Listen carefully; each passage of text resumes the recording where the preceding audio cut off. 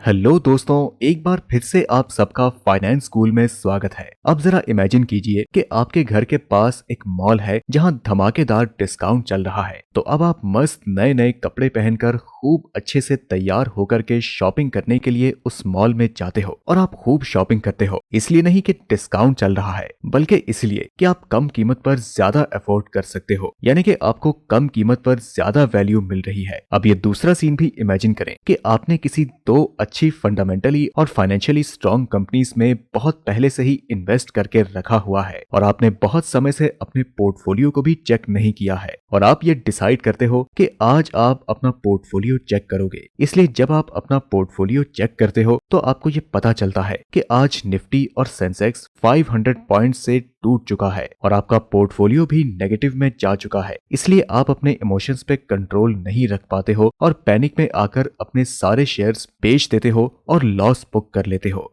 तो इन दोनों सिनेरियो से क्या आपने ये नोटिस किया है कि जब शॉपिंग मॉल में वैल्यूएबल चीजें आपको सस्ते दामों में मिल रही थी तो आप तुरंत दौड़कर उसे लेने के लिए गए, लेकिन जब आपने ये देखा कि स्टॉक मार्केट बेयरिश है तो आपने पैनिक में आकर अपने सारे स्टॉक्स को लॉस में ही सेल कर दिया। लेकिन आपने इस बात पे ध्यान नहीं दिया कि जब भी मार्केट गिरता है तो हमें बहुत सारी अच्छी कंपनीज के स्टॉक्स भी डिस्काउंट में मिलते हैं, यानी कि अंडर वैल्यूड होते हैं। हर कंपनी की अपनी एक रियल वैल्यू होती है और वो मार्केट में जिस प्राइस पर ट्रेड हो रही होती है उसे हम मार्केट वैल्यू कहते हैं। और अगर किसी कंपनी के स्टॉक उसके रियल वैल्यू से नीचे ट्रेड कर रहे होते हैं तो इसे हम कहते हैं कि ये स्टॉक अंडर वैल्यूड है। और अगर आप इसी समय पर इस कंपनी में इन्वेस्ट करते हो तो इस प्रोसेस को कहते हैं वैल्यू इन्वेस्टिंग, जिसका इस्तेमाल करके वॉरेन बफेट जैसे कई दिग्गज इन्वेस्टर्स अमीर बने हैं। तो आज की इस वीडियो में हम वैल्यू इन्वेस्टिंग को एकदम डिटेल में समझेंगे, इसलिए इस वीडियो को बिना स्किप किए आखिर तक जरूर देखें। तो आइए शुरू करते हैं।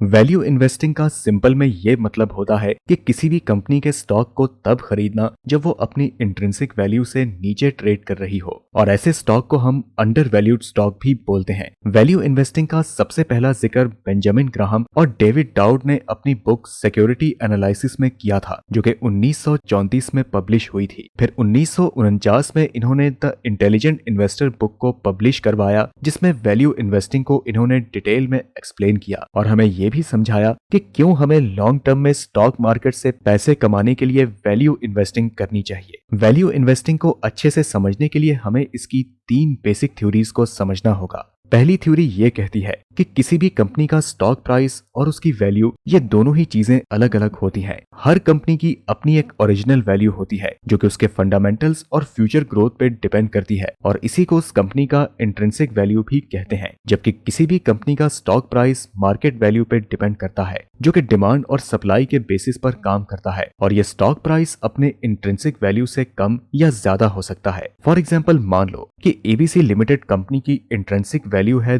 200 रुपए और इसका स्टॉक प्राइस चल रहा है 250 रुपए, जो कि इस कंपनी के इंट्रिंसिक वैल्यू से 50 रुपए ज्यादा है। तो इस हिसाब से अभी ये स्टॉक ओवर वैल्यूड है और इस समय आपको इसमें इन्वेस्ट नहीं करना है। अब मान लीजिए कि इसी कंपनी का स्टॉक 150 रुपए पर ट्रेड हो रहा है, जो कि अपनी इंट्रिंसिक वैल्यू से 50 रुपए कम है। तो इस हिसाब से अभी ये स्टॉक अंडर वैल्यूड है और आपको इसी समय इस कंपनी में एंटर करना चाहिए, क्योंकि शॉर्ट टर्म में कंपनी के स्टॉक्स जिस भी प्राइस पर ट्रेड कर रहे हैं वो लॉन्ग टर्म में हमेशा अपने इंट्रिंसिक वैल्यू को ही फॉलो करते हैं। इसलिए अगर आप किसी भी फंडामेंटली और फाइनेंशियली स्ट्रॉन्ग कंपनी में उसकी इंट्रिंसिक वैल्यू के जितना ज्यादा नीचे इन्वेस्ट करोगे, आपको लॉन्ग टर्म में उतना ही ज्यादा प्रॉफिट होगा। दूसरी थ्योरी ये है कि किसी भी कंपनी के स्टॉक का ज्यादा वोलेटाइल होना रिस्क नहीं, अपॉर्चुनिटी होता है, क्योंकि स्टॉक प्राइस में ज्यादा उतार चढ़ाव होने के कारण कई बार वो अपनी इंट्रिंसिक वैल्यू से नीचे ट्रेड करने लगती है, और इस समय इन्वेस्टिंग करने से रिस्क सबसे कम हो जाता है, क्योंकि इस समय हमें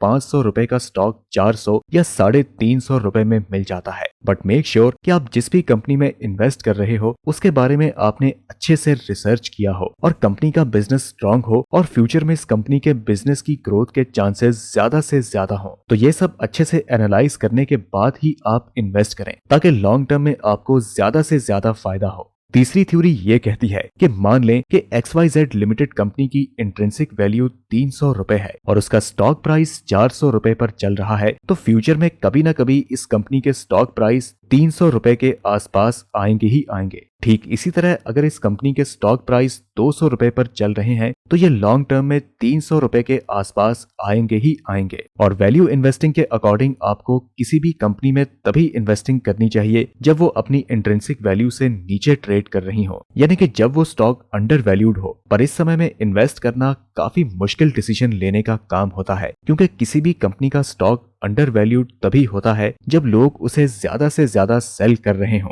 इसलिए इस समय आपको वॉरेन बफेट के इन 2 कथनों को फॉलो करना है। पहला कथन है be fearful when others are greedy and be greedy when others are fearful. जब मार्केट में लोग डर के मारे अच्छी कंपनी के स्टॉक्स बेच रहे हैं तो आप खरीदो, और जब लोग लालच में आकर इन्वेस्टमेंट कर रहे हो तब आप बेचो। दूसरा कथन है कि value investing is simple but not easy, यानी कि वैल्यू इन्वेस्टिंग सिंपल होता है पर इजी नहीं होता, क्योंकि वैल्यू इन्वेस्टिंग में आपको इमोशनल बेस्ड डिसीजन नहीं बल्कि प्रैक्टिकल बेस्ड लॉजिकल डिसीजन लेने की सख्त से सख्त जरूरत होती है। और क्या आपको ये बात पता है कि दुनिया के सफल इन्वेस्टर्स जैसे कि Charlie Munger, Warren Buffett, Radha Krishnan Damani और राकेश झुनझुनवाला जैसे लोगों ने इतनी बड़ी मात्रा में वेल्थ वैल्यू इन्वेस्टिंग के थ्रू ही जनरेट किया है।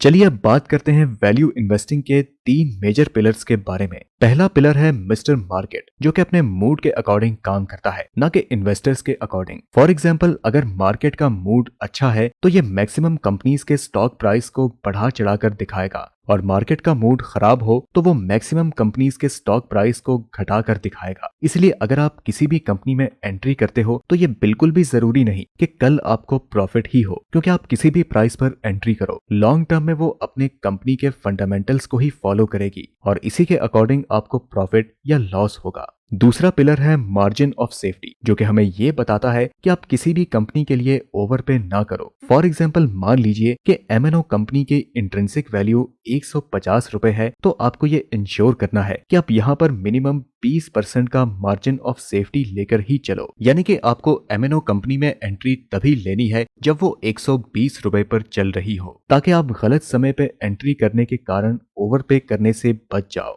तीसरा पिलर है इन्वेस्टमेंट होराइजन, जो कि इस बात को इंश्योर करता है कि आप अगर वैल्यू इन्वेस्टमेंट कर रहे हो तो आपको अपने स्टॉक को 2 दिन, 2 महीने या 2 साल के लिए होल्ड नहीं करना है, बल्कि आपको कम से कम 5 साल, 10 साल या फिर जरूरत पड़े तो 20 साल तक भी अपनी इन्वेस्टमेंट को होल्ड करना ही करना है, ताकि आपका स्टॉक लॉन्ग टर्म में आउट परफॉर्म करे और आपको ज्यादा से ज्यादा प्रॉफिट हो। दोस्तों, मैक्सिमम लोग ऐसे होते हैं जो कि अपना बहुत सारा टाइम एंड एफर्ट लगाकर अंडर वैल्यूड स्टॉक्स ढूंढते हैं, लेकिन जब उन्हें कोई अंडर वैल्यूड स्टॉक नहीं मिलता है तो वे अपना डिसिप्लिन लूज कर देते हैं और इमोशंस में बहकर किसी ओवर वैल्यूड स्टॉक में अपने बड़े अमाउंट को इन्वेस्ट कर देते हैं, और जब वो स्टॉक अपनी इंट्रिंसिक वैल्यू के पास आता है तो उन्हें लॉस होने लगता है। इसीलिए अगर आप वैल्यू इन्वेस्टिंग करना चाहते हैं तो आपके लिए डिसिप्लिन को मेंटेन रखना बहुत ही जरूरी होता है, और आपको तब तक इन्वेस्ट नहीं करना है जब तक कि आपको कोई अंडर वैल्यूड स्टॉक नहीं मिल जाता। और इस बात का ध्यान रहे कि आपको उसी कंपनी में इन्वेस्ट करना है जो कि प्रॉफिटेबल हो और साल दर साल वो अपने प्रॉफिट को बढ़ा रही हो। और साथ ही आपको इस बात का भी ध्यान रखना है कि जब भी कोई स्टॉक अपनी इंट्रिंसिक वैल्यू से नीचे ट्रेड कर रहा होता है और अंडर वैल्यूड होता है, तब ज्यादातर न्यूज चैनल वाले और कई सारे एडवाइजर्स ऐसे स्टॉक्स को सेल करने की एडवाइस देते हैं, और इसीलिए ज्यादातर लोग इस समय ऐसे स्टॉक्स को बेचने लगते हैं और आपको इसी समय ऐसे स्टॉक्स में एंट्री लेने की जरूरत होती है, जो कि काफी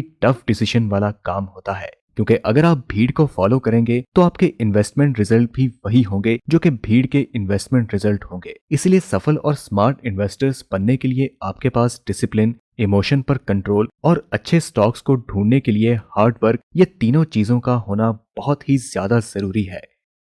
तो उम्मीद है कि आपको इस वीडियो से वैल्यू मिली होगी। अगर आपको अभी भी कुछ डाउट है तो आप कमेंट में पूछ सकते हैं। वीडियो पसंद आई तो इसे लाइक करें और अपने फ्रेंड्स और रिलेटिव्स के साथ भी शेयर करें, और हमें अपना सपोर्ट दिखाने के लिए फाइनेंशियल स्कूल को सब्सक्राइब करके बेल आइकन को भी प्रेस कर दें। हम मिलते हैं आपसे फिर किसी अगली वीडियो में, और यहाँ तक रुकने के लिए आपका सच्चे मन से बहुत बहुत धन्यवाद।